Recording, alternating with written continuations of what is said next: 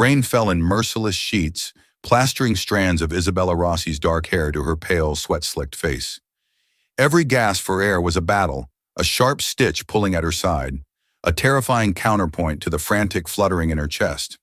Her phone, now uselessly slick with water, had gone straight to voicemail for the 17th time. Panic, cold and sharp, pierced through the dizzying waves of pain radiating from her lower back. With a final, desperate surge of adrenaline, she stumbled up the long, manicured driveway, her vision tunneling as the imposing oak doors of the Croft estate swam before her. The tiny two-bedroom apartment felt like a pressure cooker. Outside, the relentless August heat baked the asphalt of the city streets. But inside, Isabella's anxiety generated a fever all its own. She paced the small living room, one hand protectively cradling the swell of her belly, the other clutching her phone so tightly her knuckles were white. 7 months. In 2 more months, she would be a mother. In 2 more months, she and Richard were supposed to be starting their life. Their real life, not this strange, suspended animation she'd been living in for the better part of a year. "Pick up, Richard. Please just pick up," she whispered, the words swallowed by the sterile silence of the apartment. She hit redial, her thumb hovering over his contact photo. A smiling, sun-kissed man with sandy hair and eyes the color of a summer sky. It was taken on their whirlwind honeymoon, a stolen week in a Tuscan villa that now felt like a scene from someone else's movie. The phone rang once, twice, 3 times.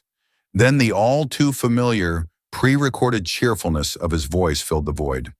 "Hey, you've reached Richard. Sorry I can't get to the phone right now. Leave a message and I'll get back to you as soon as I can. Cheers." A sob caught in Isabella's throat. It was the 17th time she had heard that message in 2 days. 17 unanswered calls, a dozen unread texts. She sank onto the edge of their stiff, second-hand sofa, her body trembling.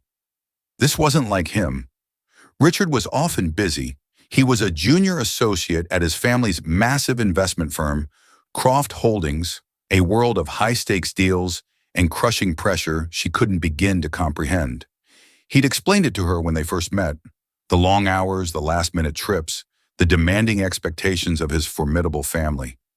Isabella, a freelance graphic designer who worked from the quiet solitude of her home, had accepted it all. She loved him. She trusted him. But this silence felt different. It was heavy, suffocating. It had started with a curt text message 2 days ago. "Emergency family meeting at the estate. Don't worry, we'll call you tonight." But the call never came. Her follow-up texts, first cheerful, then concerned, then bordering on frantic, had delivered nothing but a stark, single gray tick. Not delivered. A sharp Braxton Hicks contraction seized her abdomen, and she gasped, bending over as she pressed a hand to her stomach. "It's okay, baby," she murmured, her voice shaky. "Daddy's just busy." The lie tasted like ash in her mouth. Her eyes scanned the small apartment they had called home for the past year. Richard had insisted on it. "It's important we stand on our own 2 feet, Izzy," he'd said, his charming smile disarming her questions. "I don't want my family thinking I'm just relying on them. We'll build our own life, just you and me." It had sounded so romantic, so noble. She hadn't minded the cramped space or the mismatched furniture. It was their love nest, a testament to their independence. Now it felt like a cage, a very expensive cage. The rent on this place, even in a less than glamorous part of the city, was astronomical. Richard handled all the finances, waving away her offers to contribute from her modest freelance earnings. "Don't be silly," he'd laugh. "I've got it covered. You just focus on your art and growing our little one." But a week ago, a discreet but firm notice had been slipped under their door. The rent was 3 months overdue. When she'd confronted him, shaking, he had turned pale. He'd promised to sort it out immediately, blaming a mix-up with the bank, a clerical error. He'd kissed her forehead, told her not to worry her pretty little head about it, and left for work. She hadn't seen him since. The pieces were slotting together into a picture she didn't want to see. The overdue rent, the sudden, inexplicable silence, the family emergency at the estate, a place she had never been invited to. In their entire 18 months together, she had never met his family. Richard always had an excuse. "My mother," She's difficult, Izzy. Old money, you know? She has certain expectations. I want to wait until I get my promotion, until we're more established. Then we'll knock her socks off. He'd made it sound like he was protecting her. Now she wondered if he had been hiding her. A new wave of fear, colder and more potent than the last, washed over her. The baby kicked, a strong, insistent thump against her ribs, as if sensing her distress. She stood up, a new resolve hardening her features. She couldn't wait here anymore, a passive victim in a drama she didn't understand. Richard had told her where the Croft estate was, vaguely pointing it out on a map once during a drive. Croft Manor, he'd called it, the family fortress. It was a 2-hour train ride out of the city, a sprawling property in the heart of the Greenbelt countryside. Her hands shook as she pulled on a simple maternity dress and slipped her swollen feet into flat sandals. She scribbled a quick note, "Went to find you, please call me," and left it on the kitchen counter.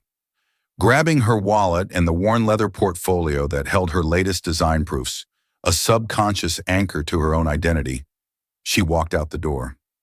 The silence she was leaving behind was no longer just an absence of sound. It was a gaping void where her trust in her husband used to be. The air outside was thick and humid, pregnant with the promise of a storm. It matched the tempest brewing inside her heart. This wasn't just about overdue rent anymore. This was about the man she had married, the father of her child, and the terrifying possibility that he was a complete stranger. The train ride was a blur of green fields and gray, threatening skies. Isabella sat huddled by the window, her portfolio clutched to her chest like a shield. With every mile that clicked by, the city's familiar chaos receded, replaced by an unnerving, pastoral silence. This was Richard's world. A world of rolling hills, ancient trees, and houses that looked more like institutions than homes. It felt alien, a different planet from the one where she lived and worked. When the train finally pulled into the quaint, old-fashioned station, the heavens opened. A torrential downpour began, instantly soaking the platform. Isabella hesitated for only a moment before pulling her thin cardigan tighter and stepping out into the deluge. The local taxi driver, a grizzled man with a kind face, gave her a pitying look as she climbed into the back of his cab, dripping water onto the worn upholstery. "Where to, love?" he asked, his voice a warm burr. "Croft Manor," she said, her own voice sounding small and thin. The driver's eyes met hers in the rearview mirror, a flicker of something, curiosity, surprise, in their depths. "The Croft place?" "Right then." He said nothing more, but Isabella felt a fresh wave of unease. It was as if the name itself carried a weight, a history that everyone here knew but her. The drive was 10 minutes of winding country lanes, flanked by imposing stone walls and wrought iron gates. Finally, the taxi slowed and pulled up before a set of gates so grand they looked like they belonged to a palace. 2 massive golden C's were intertwined in the intricate metalwork. Beyond them, a long, sweeping driveway disappeared into a curtain of rain and mist. A small, discreet intercom was set into the stone pillar. "This is as far as I can go, miss," the driver said, turning in his seat. "Gates are private. You'll have to buzz them." Isabella's heart hammered against her ribs. She paid the driver, her hands fumbling with the damp notes in her wallet, and climbed out. The taxi drove away, its red tail lights vanishing into the gray gloom, leaving her utterly alone in the pouring rain. She felt like a character in a Gothic novel, the abandoned governess at the gates of a haunted mansion. Taking a deep, shuddering breath, she pressed the button on the intercom. A moment of static, and then a crisp female voice, dripping with disdain, crackled through the speaker. "Yes? Hello? My name is Isabella Rossi. Isabella Croft. I'm here to see my husband, Richard Croft." The name felt foreign on her tongue. She'd kept her own name for her professional work, and now she wished she had it to cling to. There was a long, pointed silence. Isabella could almost feel the unseen woman's judgment traveling through the wires. "Richard Croft is not expecting any visitors." "It's an emergency," Isabella pleaded, her voice rising in desperation. "I'm his wife. I'm pregnant. I need to see him. He's not answering his phone." Another pause, longer this time, then a sigh of profound irritation. "Wait there!" The line went dead. Isabella stood shivering in the rain, the water soaking through her dress, her hair plastered to her scalp. Minutes stretched into an eternity. Cars, sleek and expensive, occasionally purred past on the lane, their occupants unseen behind tinted windows. Each one made her feel smaller, more insignificant. Finally, with a low electronic groan, the massive gates began to swing inward. It wasn't an invitation, it felt like a summons. Her legs felt heavy, each step a monumental effort as she started up the long driveway. The grounds were immaculate, a rolling expanse of emerald green lawn, dotted with ancient weeping willows and sculpted hedges. The house, when it finally emerged from the mist, stole her breath. It wasn't a house, it was a dynasty cast in stone and slate, a formidable three-story Georgian manor, with wings that stretched out like possessive arms. Ivy clung to its weathered gray walls, and dozens of dark windows stared out at her, like vacant eyes. As she drew closer, the huge, dark oak front door swung open. A woman stood silhouetted in the doorway. She was tall and impossibly elegant, with silver hair swept into a perfect chignon, and a face that looked as though it had been carved from marble. She wore a tailored cashmere dress in a severe shade of navy, and a string of pearls gleamed at her throat. Her expression was one of bored, glacial indifference. "So you're the one," the woman said, her voice the same one from the intercom. She didn't move to invite Isabella in from the rain. Her eyes raked over Isabella's drenched form, lingering for a contemptuous moment on her swollen belly before dismissing it. "I am Beatrice Croft, Richard's mother." Isabella's throat went dry. This was the difficult woman Richard had been so afraid of. "Mrs. Croft, it's a pleasure to finally meet you. Is Richard here? I've been so worried." Beatrice arched a perfectly sculpted eyebrow. "Richard is occupied. He is in a meeting with his father and brother, a meeting you have no business interrupting. But he told me it was an emergency. I haven't heard from him in 2 days. The rent on our apartment is overdue. I didn't know what to do," Isabella stammered, the words tumbling out in a rush. She hated how weak and pathetic she sounded.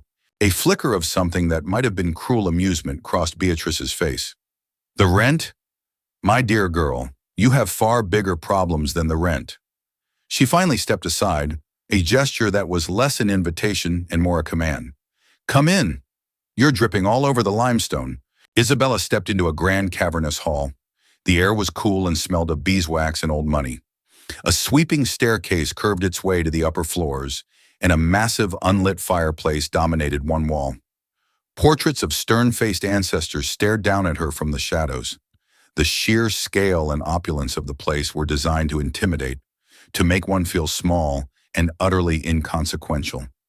It was working. "Richard is not available," Beatrice stated, turning to face her, her arms crossed. "And frankly, your timing is appalling. We are in the middle of a delicate family negotiation. Your little domestic drama is an unwelcome distraction." "Negotiation?" Isabella asked, bewildered. "What's going on?"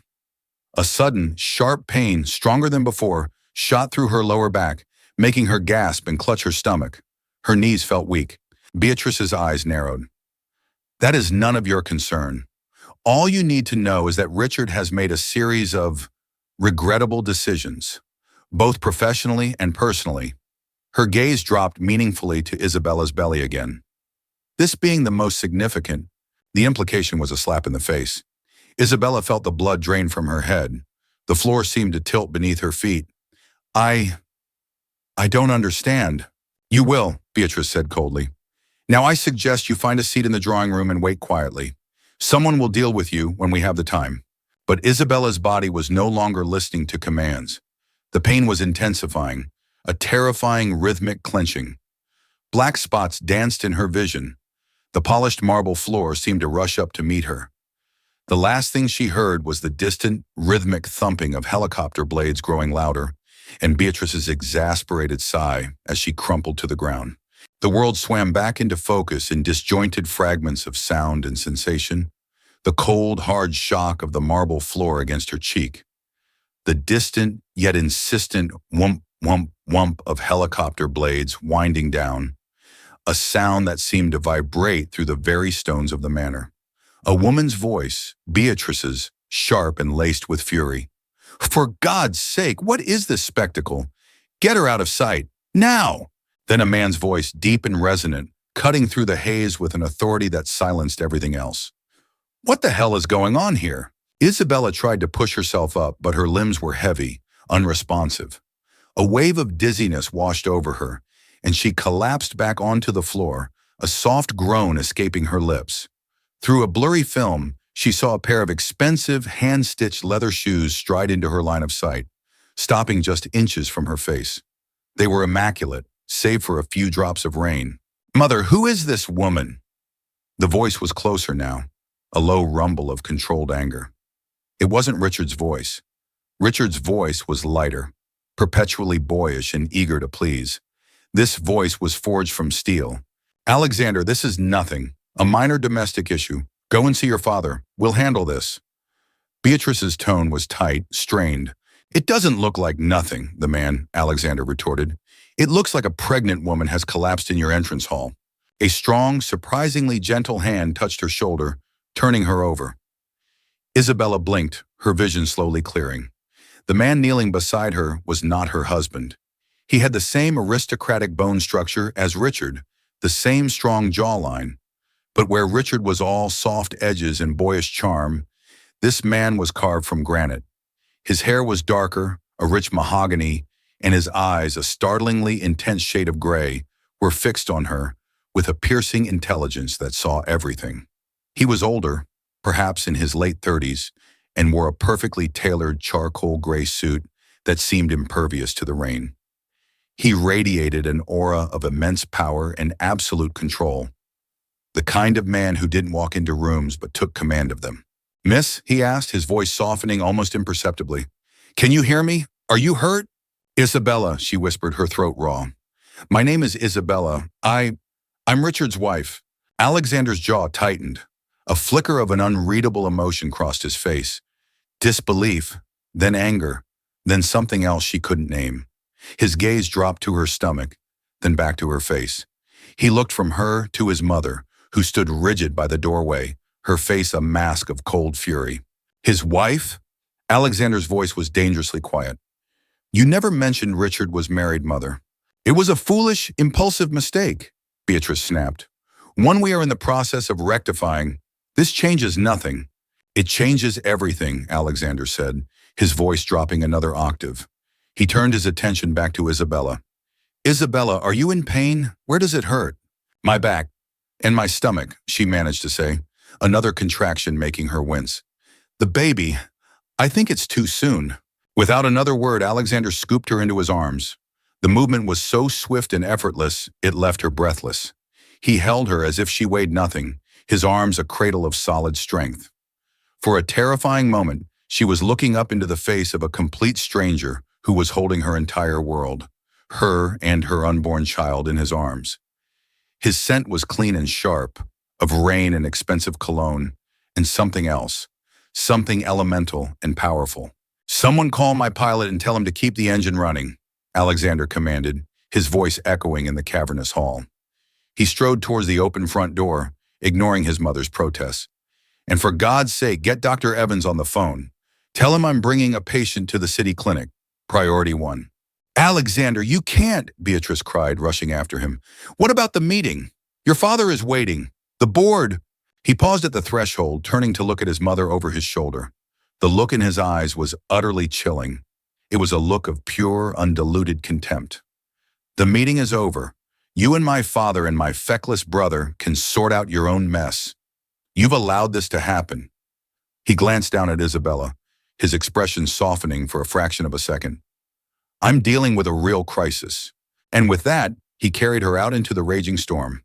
The wind and rain whipped around them, but he shielded her with his own body, his grip secure and unwavering.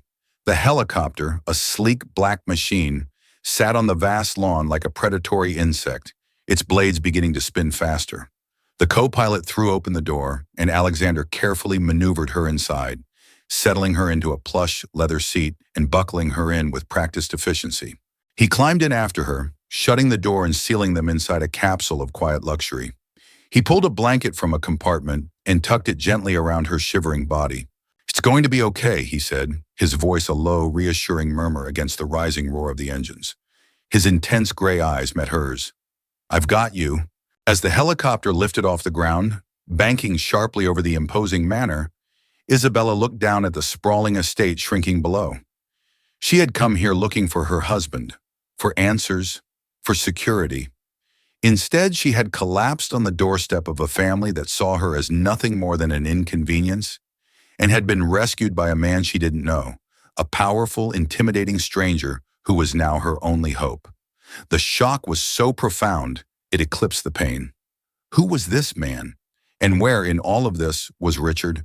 The flight to the city was a surreal haze of comfort and fear.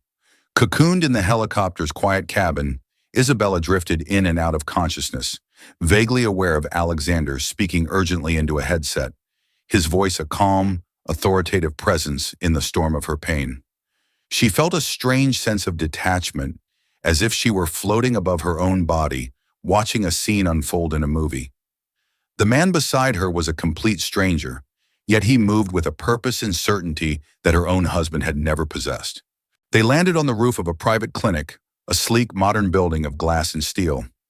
A medical team was waiting, and she was transferred to a gurney with swift, professional efficiency. Alexander never left her side. He walked beside the gurney, his hand resting lightly on her arm, his presence a silent, solid reassurance. He answered the doctor's questions with a precision that stunned her. He knew her name, that she was 7 months pregnant, that she had collapsed from distress and possible premature labor. He filled in the gaps she was too weak to voice. In the sterile white examination room, a kindly, silver-haired doctor named Evans performed an ultrasound. "Well, the good news is, your cervix is closed," he announced, his voice gentle. "The contractions were likely brought on by severe stress and dehydration. We're not looking at premature labor right now." He smiled at Isabella. "But you and the little one need rest. We'll keep you here overnight for observation. Get some fluids and nutrients in you." Relief washed over Isabella so powerfully it left her weak. The baby's okay?" "The baby's just fine," Dr. Evans confirmed. "A strong, steady heartbeat.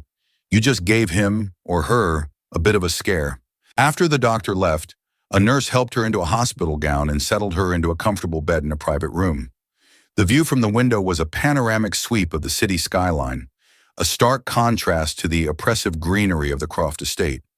It was only then, as the adrenaline finally began to ebb, that Alexander spoke.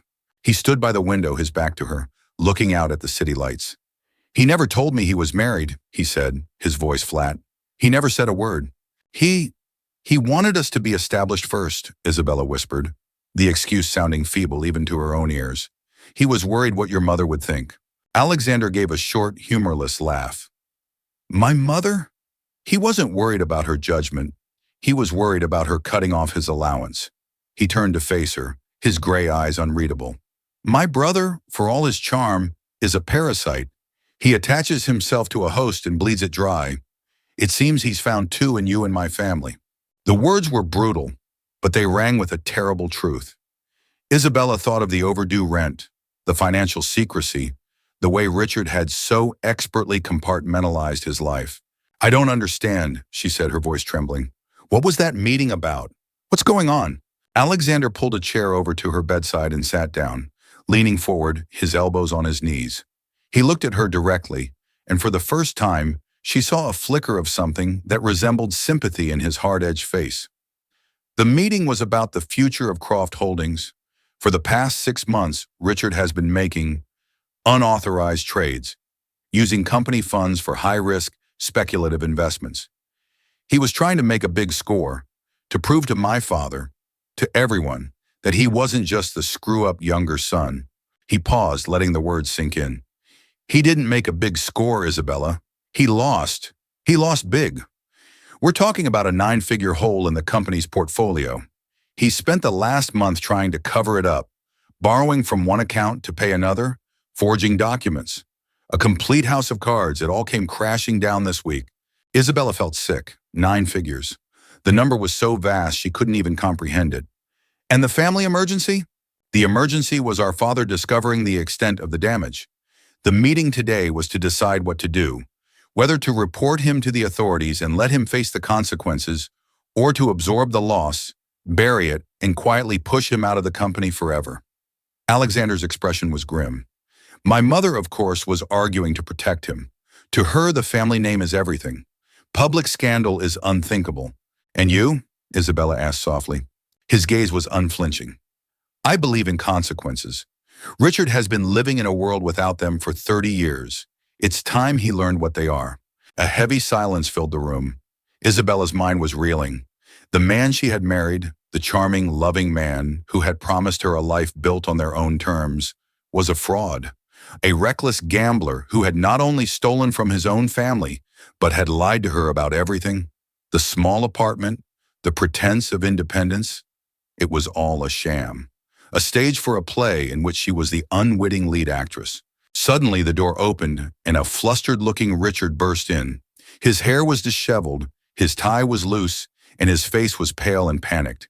He looked from Isabella in the hospital bed to Alexander sitting beside her, and his eyes widened in fear. Izzy, oh my God, are you okay? I came as soon as I heard. He rushed to her side, trying to take her hand. Isabella flinched, pulling her hand away. Where were you, Richard? She asked, her voice cold and hollow. The meeting ran late. It was a nightmare. Dad was, he stammered, glancing nervously at his brother. Tell her the truth, Richard, Alexander said, his voice a low, dangerous growl.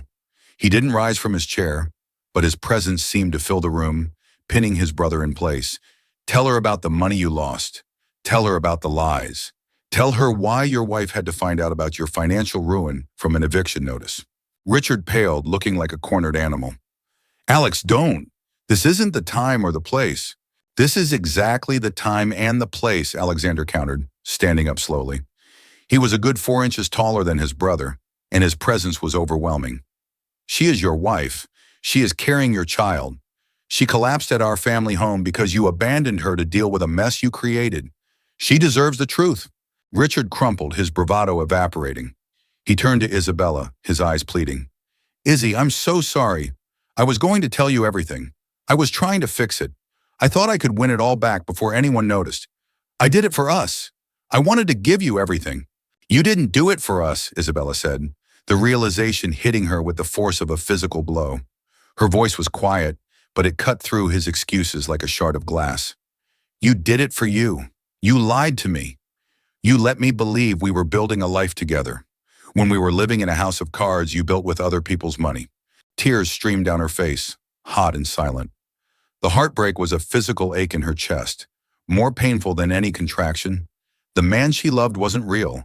He was a character Richard had invented, and the man standing before her now was a stranger, a weak, frightened stranger who had just destroyed her world. The next 24 hours were a blur of sterile white walls and the quiet, rhythmic beeping of monitors. Richard had been summarily dismissed from the room by Alexander, who had spoken a few quiet, menacing words that made Richard shrink away like a chastised schoolboy. Isabella was left alone with the wreckage of her marriage, a solitude that felt both terrifying and necessary. She lay in the hospital bed staring at the city lights, replaying her entire relationship with Richard in her mind. It had all started so perfectly, like a fairy tale. They'd met at a small art gallery where she was showcasing some of her designs. He'd been charming, witty, and refreshingly down to earth. He'd told her he came from money but was determined to make his own way. He'd shown a genuine interest in her work, in her dreams. He'd made her feel seen, cherished. Now, looking back, she could see the cracks she had willfully ignored. The vagueness about his job, the way he deflected any serious questions about his family, the casual, almost reckless way he spent money on extravagant dinners and gifts in the beginning, followed by periods of mysterious belt-tightening. He'd always had a plausible explanation, a charming smile that melted her doubts. She realized now it wasn't love that had blinded her. It was the hope of it. She had fallen in love with a carefully constructed fantasy, and she had been a willing participant in the illusion because she had so desperately wanted it to be real. She had been raised by a single mother who worked 2 jobs to keep them afloat. Isabella's world had been one of careful budgets, hard work, and self-reliance. Richard had represented an escape into a world of ease and security she'd never known. But she hadn't wanted a free ride. She'd wanted a partner. The irony was bitter. In trying to escape a life of financial precariousness, she had tied herself to a man who was the very embodiment of irresponsibility. Late the next afternoon, there was a soft knock on the door.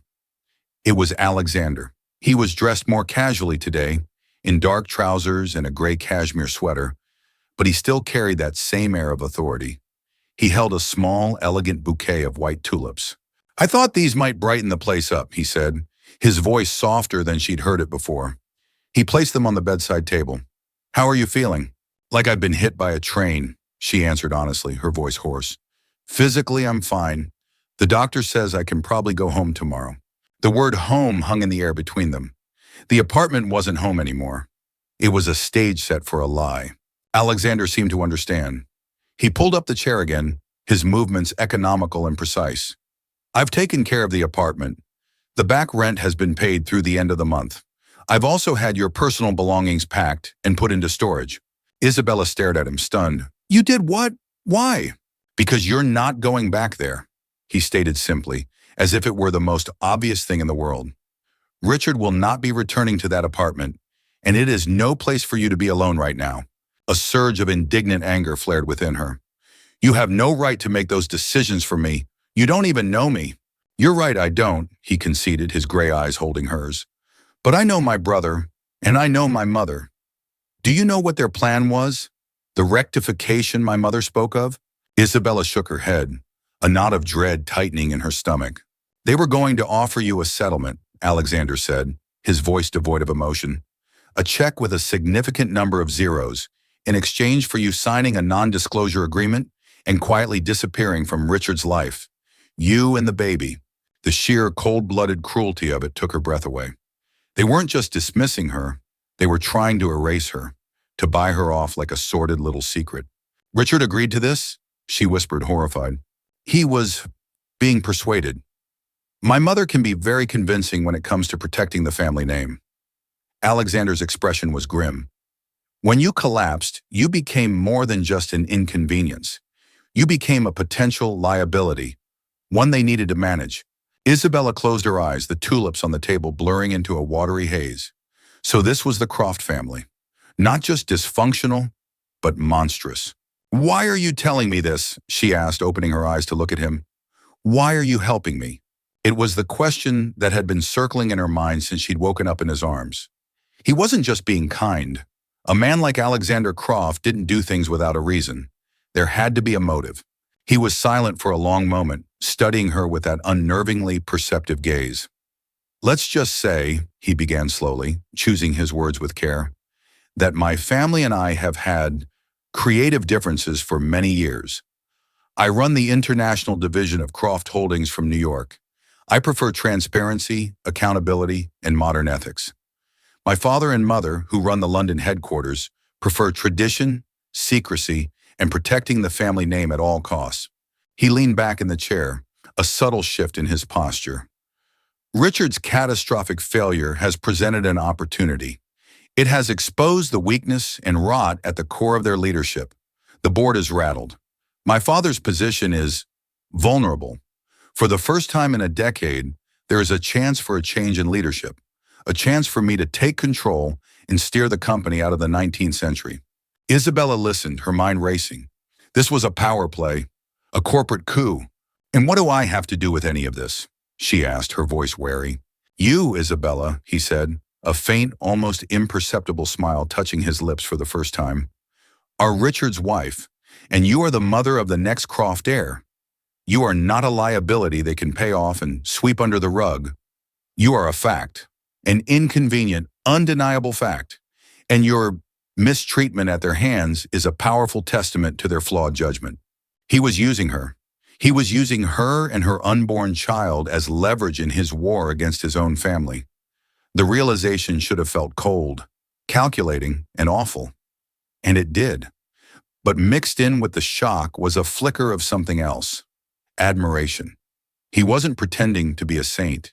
He was being honest about his motives.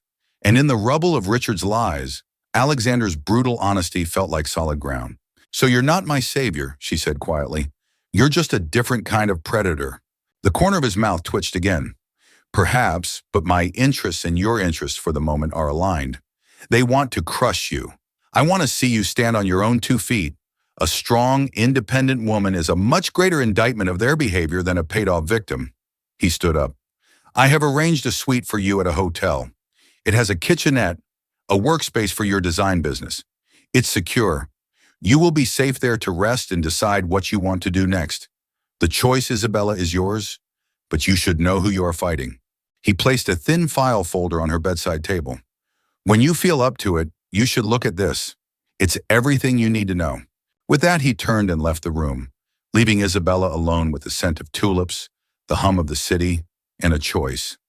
She could take the easy way out, let the Crofts pay her off and disappear. Or she could open that folder, align herself with this dangerous, calculating man, and fight back.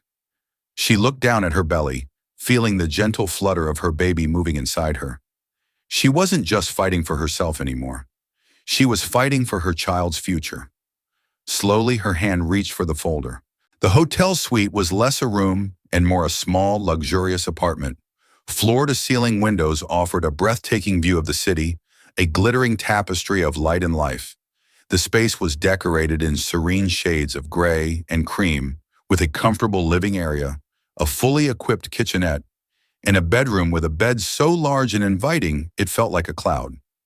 On a sleek wooden desk in the corner, a brand new top-of-the-line laptop and graphics tablet sat waiting, still in their boxes. Alexander had thought of everything. It felt like a gilded cage. For 2 days, Isabella barely left the suite. She ate the food that was delivered, slept for long, dreamless hours, and tried to process the cataclysmic shift in her life. The folder Alexander had given her sat on the coffee table, untouched. She was afraid of it, afraid of the final, unvarnished truth it contained. The verbal confirmation of Richard's lies had been devastating enough. She wasn't sure she could handle documented proof. On the third morning, she woke with a sense of clarity. Hiding from the truth wouldn't change it. She owed it to herself and her baby to know the full extent of the betrayal. With trembling hands, she sat on the plush sofa, opened the folder, and began to read. It was all there, laid out in cold, hard print. Bank statements, credit card bills, internal company emails, even screenshots of text messages. Alexander hadn't just given her a summary. He had given her the raw data of her husband's deception. The first section detailed the financial ruin. She saw the statements from Richard's secret trading accounts, the massive losses piling up day after day. She saw the frantic shuffling of money from Croft Holdings accounts into his own. It was more than just bad investing. It was felony-level fraud. He had risked everything, his career, his freedom, his family's company, on a desperate, arrogant gamble. Then came the personal betrayal. There were credit card statements filled with charges she couldn't account for. Lavish dinners at restaurants she'd never been to, eye-watering receipts from jewelry stores, weekend trips to Paris and Rome. Her heart constricted. He had told her he was away on business trips, sleeping in lonely hotel rooms and working all hours. The statements told a different story. The final pages were the most damning. Alexander had somehow obtained copies of text message exchanges between Richard and his mother, Beatrice. Reading them felt like an obscene violation, but she couldn't stop. Beatrice. Another charge from Cartier? Richard, this is getting out of hand. Your allowance is not infinite. Is this for the little designer? Richard. It's an investment, mother. Isabella is sensitive. She needs to feel secure. Beatrice, don't be a fool. You don't secure women like that with diamonds.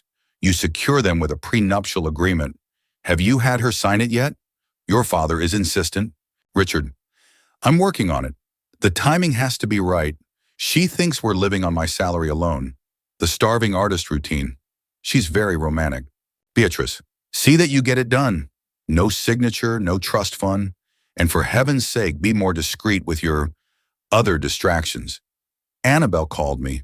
She was quite upset you stood her up last week. Isabella dropped the phone as if it had burned her. Annabelle. Annabelle Vanderley. A society heiress whose face was a regular fixture in the glossy pages of gossip magazines. Isabella had seen pictures of her with Richard years ago, before she had met him. She'd assumed it was an old, finished relationship. The messages made it clear it was not. He had been seeing another woman, not just seeing her, living a completely parallel life, a life of gala, Cartier, and high society girlfriends, while Isabella played the part of the supportive, naive wife in their rented apartment. Believing his lies about building a life from scratch, she felt a wave of nausea so profound She had to run to the bathroom, retching until there was nothing left. The pain was a physical entity, a monstrous thing clawing at her insides. It wasn't just that he had cheated. It was the calculated, soul-crushing deception of it all. The starving artist routine. He had weaponized her love, her trust, her belief in his noble intentions, and used it all as part of a long con to placate his family. She wasn't his partner. She was a project, a problem to be managed. When the wave of sickness passed, it was replaced by a chilling, clarifying rage. The tears stopped. The heartbreak solidified into something hard and sharp. The Croft family had wanted to erase her. Beatrice with her money and her contempt. Richard with his lies and his weakness. They had underestimated her. They saw a sensitive little designer, a romantic fool who could be easily manipulated. They had no idea who she really was. She showered, the hot water washing away the grime of the past few days. She dressed not in a soft maternity dress, but in a pair of black trousers and a crisp white shirt, her armor. She sat down at the new desk, unboxed the laptop, and logged into her professional accounts. Her design business. It was the one part of her life that Richard hadn't touched, the one thing that was entirely her own. Looking at her portfolio, at the clean lines and creative solutions, she felt a flicker of the woman she had been before Richard Croft, strong, talented, and fiercely independent. She spent the rest of the day working, channeling her fury into her designs. The focus was a balm to her shattered nerves. As dusk fell, casting long shadows across the suite, she picked up her phone and made a call. Alexander answered on the first ring. "Isabella, I was wondering when you'd call." "I've read the file," she said, her voice steady, devoid of the tremor she'd felt for days. Every word. There was a pause on the other end of the line. "And?" he asked. "Your mother wanted me to sign a non-disclosure agreement," she said, her voice dropping, each word precise and weighted. "That's not going to happen, but I have my own terms, my own agreement." "I'm listening," Alexander said, a note of interest in his voice. "I want a divorce. I want my name back. I want full and sole custody of my child, with Richard's parental rights terminated. He can have no contact. Ever." She took a breath, her knuckles white as she gripped the phone. "And I want him to pay. Not his family. Him. He built this house of cards. I want to be the one who pulls the last one out and watches it fall." She could almost hear the slow, dangerous smile forming on Alexander's face. "That can be arranged," he said, "but it will mean a fight, Isabella. A very public, very ugly fight. Are you ready for that?" Isabella looked at her reflection in the dark glass of the window. The woman looking back was pale and tired, her belly swollen with the child of a man who had betrayed her in every conceivable way. But her eyes were no longer filled with fear or heartbreak. They were filled with fire. "I'm not the one who should be afraid," she said. "They are." The law office of Harrison Inspector was a world of quiet, lethal power. Located on the top floor of a skyscraper, its glass walls offered a godlike view of the city below. The air smelled of old leather, expensive coffee, and victory. This was Alexander's territory, and the woman he had chosen to represent Isabella, a sharp, immaculately dressed barrister named Catherine Spector, was clearly a queen on this particular chessboard. Isabella sat at one side of a vast mahogany conference table. She wore a simple, elegant black dress that didn't hide her pregnancy, but framed it with a quiet dignity. Across from her sat Richard and his mother, Beatrice. They were flanked by a team of stone-faced lawyers who looked like they'd been assembled from a casting call for corporate villains. Richard wouldn't meet her eyes. He stared at his hands, his face pale and drawn.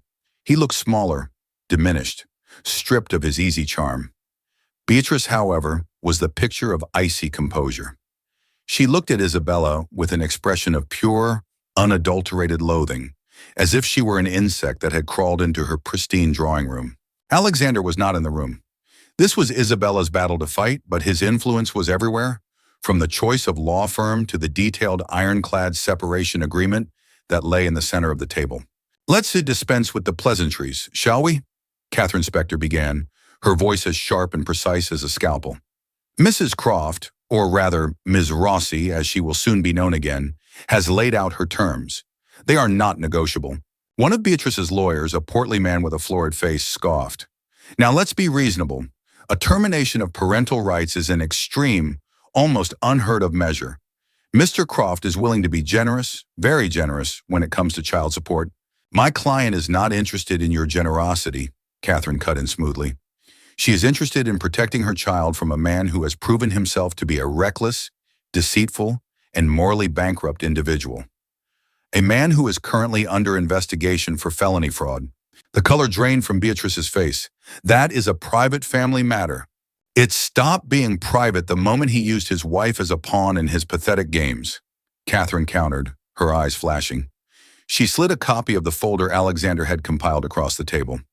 We have documented proof of Mr. Croft's infidelity, his financial deception, and his conspiracy with you, Mrs. Croft, to coerce his wife into a fraudulent marriage under the pretense of independence. We have evidence that he was living a double life, funded by money he was embezzling from the family company. Shall I go on?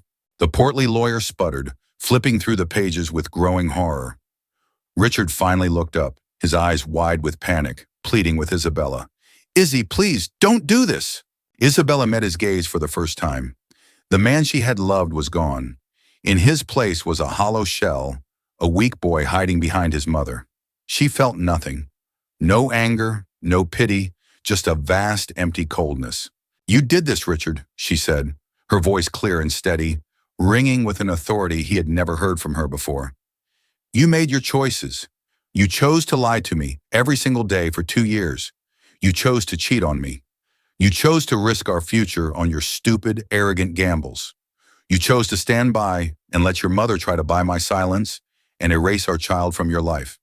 A child does not need a father like that. My child will not have a father like that. Each word was a hammer blow. Richard flinched as if she had physically struck him. Beatrice rose from her chair, her body rigid with fury. You little gutter snipe! You think you can come into my family and make these demands? You think this legal mercenary and my power-hungry son can intimidate me? You have no idea who you're dealing with. Oh, I think she does, Catherine said with a thin, dangerous smile. And you're right. This isn't about intimidation. It's about consequences. If Ms. Rossie's terms are not met, in full, by the end of this meeting, this entire file, she tapped the folder, along with a detailed on-the-record interview with Isabella, will be sent to every major news outlet in the country.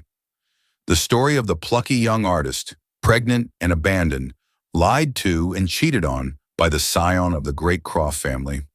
It's quite compelling. I imagine the tabloids will have a field day, and the board of directors at Croft Holdings, they might have some questions about the family's fitness to lead.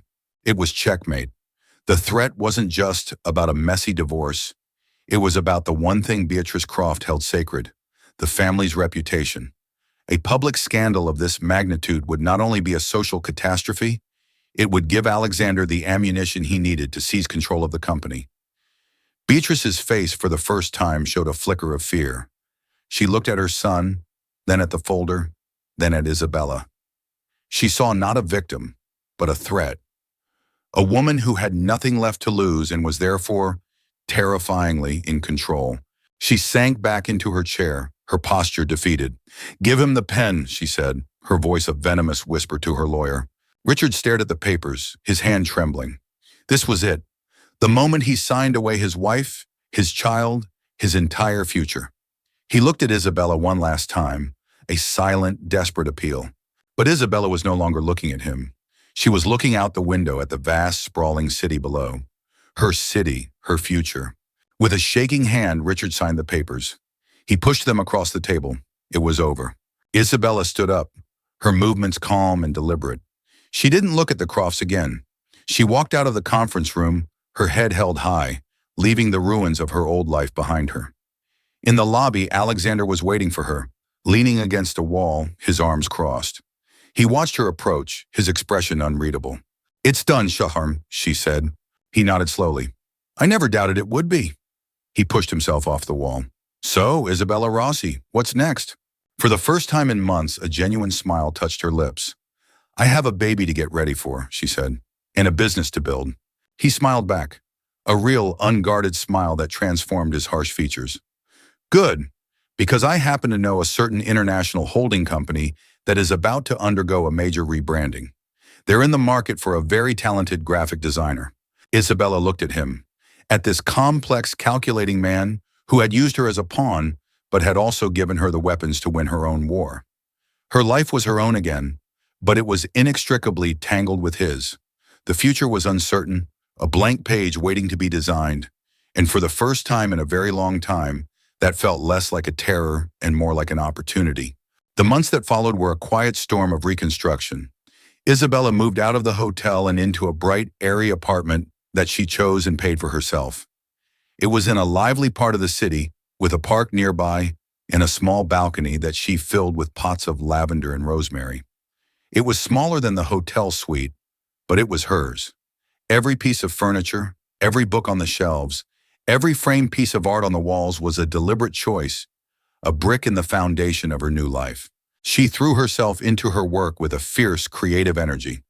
The rebranding project for Croft Holdings International Division was a massive undertaking. She worked directly with Alexander, their relationship shifting into a new, professional rhythm. They had weekly video conferences, her in her sunlit home office, him in his sleek, minimalist office in New York. He was a demanding client, his standards exacting, his feedback brutally honest. But he was also fair. He respected her talent, listened to her ideas, and pushed her to do the best work of her career. Through the objective lens of work, she began to see him differently. The predator she had first identified was still there, the ruthless strategist, the man who saw every angle of a power play. But there was more to him. She saw glimpses of a dry wit, a deep appreciation for art and literature, and a surprising, almost paternal sense of responsibility. He never overstepped. Their conversations were always about the project, but underneath the professional surface, a current of awareness hummed between them. He would ask how she was feeling, if she was getting enough rest. He sent her a ridiculously expensive, ergonomically designed office chair when he saw her wincing from back pain during a call. They were small gestures, but they spoke volumes more than Richard's empty, flowery promises ever had. The divorce was finalized with quiet, clinical efficiency. Richard and his mother disappeared from her life like ghosts. Through the business grapevine, she heard whispers. Alexander had successfully leveraged the scandal, combined with the evidence of financial mismanagement, to force his father into retirement. He was now the CEO of the entire Croft Holdings empire. Richard had been exiled to a minor, powerless position in a forgotten subsidiary in Singapore. He had been given a life without consequences for so long that the consequences, when they finally came, had been absolute. Isabella felt a strange sense of detachment about it all. The rage had cooled, leaving behind a scar that was tender to the touch, but no longer an open wound. Sometimes in the dead of night, the ghost of the man she thought she had married would visit her. She would mourn the love she thought she'd had, the future she had dreamed of. But the grief was for a fantasy, not for the weak, deceitful man Richard had turned out to be. Her baby grew, his kicks and movements a constant, reassuring presence. He was the one pure, real thing to come out of the wreckage. He was her anchor and her North Star. She prepared for his arrival with meticulous care, assembling a crib, painting a mural of gentle, soaring birds on the nursery wall, and choosing a name, Leo, a lion, for strength. One crisp autumn afternoon, a week before her due date, a package arrived. It was a large, flat box. Inside, nestled in layers of tissue paper, was a beautiful, hand-carved wooden rocking horse. It was a classic, timeless piece, exquisitely made. There was a small, cream-colored card with it. The handwriting was strong and angular. Every lion needs a noble steed. Isabella ran her hand over the smooth, polished wood. It was an extravagant, thoughtful, and deeply personal gift. It was also a line being crossed, a step out of the carefully defined professional box they had built around their interactions. A shiver, not of fear, but of something else. Something warm and unfamiliar ran through her. She picked up her phone, her thumb hovering over his name. What would she say? Thank you? That felt inadequate. It felt like opening a door she wasn't sure she was ready to walk through. Her life was finally stable, finally hers.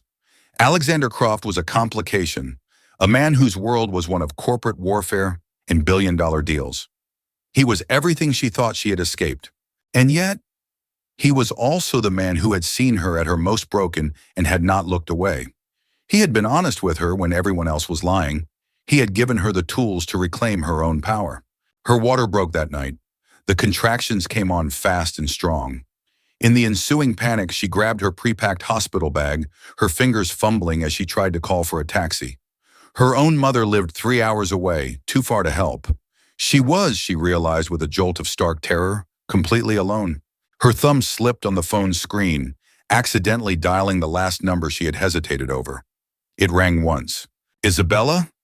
Alexander's voice, clear and immediate, despite the thousands of miles between them.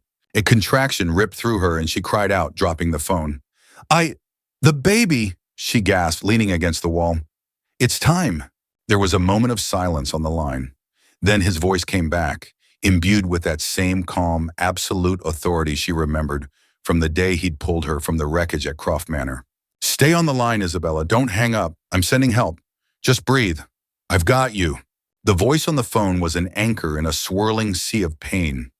Alexander didn't offer platitudes or panic. He simply talked to her. He made her describe the mural on the nursery wall, the plot of the book on her nightstand, the view from her window. He kept her mind tethered to the present, his calm, steady voice a lifeline as the contractions grew more intense.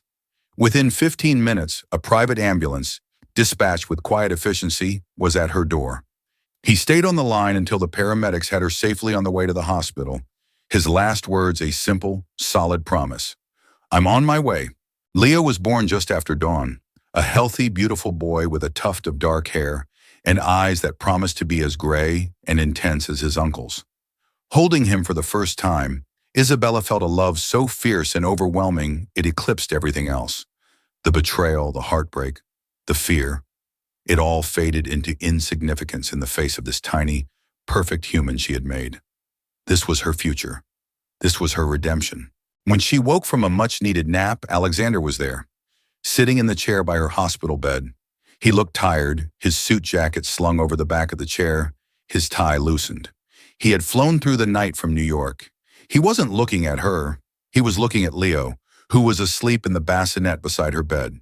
The expression on Alexander's face was one she had never seen before, a mixture of awe and a profound, unguarded tenderness. He's perfect, Alexander said softly without looking up. He is, Isabella agreed, her voice thick with emotion. Alexander finally turned his gaze to her. How are you? The real answer. Tired, sore, and happier than I've ever been in my entire life, she said. And it was the absolute truth. They sat in a comfortable silence for a while. The quiet hum of the hospital, a backdrop to the soft breathing of the baby. The unspoken questions hung in the air between them. What now? Who were they to each other? Thank you, Alexander, Isabella said finally, for everything. You didn't have to come. Yes, I did, he said simply. He reached over and his fingers gently brushed against the back of her hand, a brief, warm touch that sent a jolt through her. Isabella, the rebranding project is almost finished. Our professional reason for being in each other's lives is coming to an end. Her heart gave a strange, painful lurch. I find, he continued, his voice low and serious, that I am not ready for it to be over. He looked her directly in the eye, his gaze unwavering. This has nothing to do with my family or the company or leverage. This is something else, something I would like the chance to explore.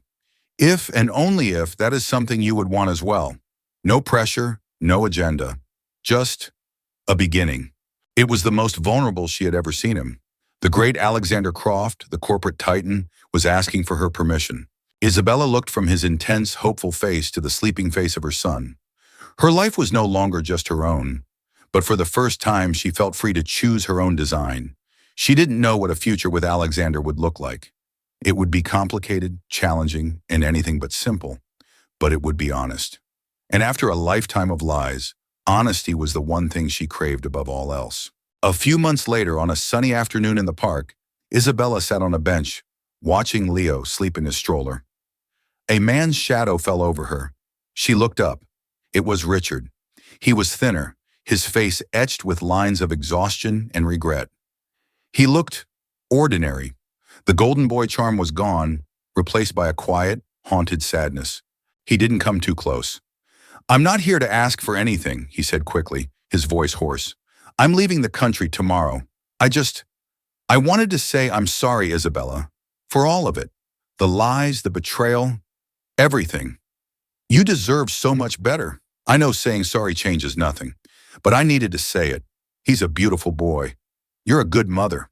He turned and walked away without another word, disappearing into the crowd. Isabella watched him go and felt nothing. He was just a ghost from another life. She felt a hand on her shoulder and looked up to see Alexander standing behind her, holding 2 cups of coffee. He sat down beside her, his presence solid and reassuring. He followed her gaze. "Was that?" "Yes," she said, "it was." He simply nodded, understanding she needed no more words. He handed her a coffee. Their fingers brushed. This time she didn't pull away. She leaned her head against his shoulder, breathing in the crisp autumn air, and looked at her son. Her life had been a story of betrayal and collapse, but it had led her here, to this moment of quiet peace. It wasn't the fairy tale ending she had once dreamed of. It was something far better. It was real. The story of Isabella's collapse was just the beginning. Her journey of rebuilding her life, finding strength in betrayal, and discovering a new kind of love is a testament to the power of the human spirit. If her story moved you, please hit the like button, share this video with someone who needs to hear it, and subscribe for more tales of incredible resilience and unexpected redemption. What do you think she should do next? Let us know in the comments below.